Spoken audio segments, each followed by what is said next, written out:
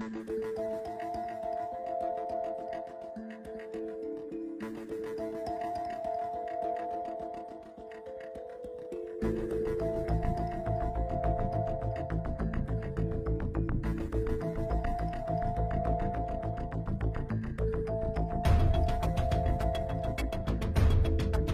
നൽകിയ പീഡന പരാതിയെ തുടർന്ന് അന്വേഷണം ചെന്നെത്തിയത് അവയവമാഫിയയിലെ കണ്ണികളിലേക്ക്.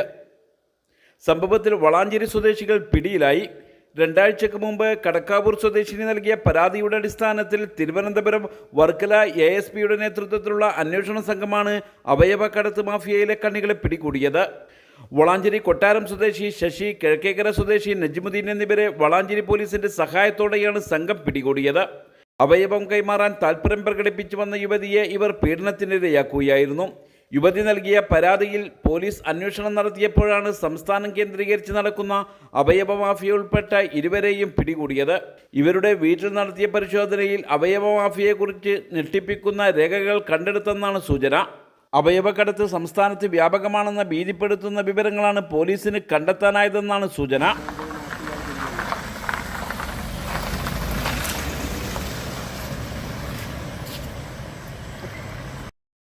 പഠിക്കുന്നത് എംപയർ കോളേജിലാണെങ്കിൽ ജോലി വെറും സ്വപ്നമാകില്ല. Empire college of science, Moodal, Kuttippuram, Malappuram.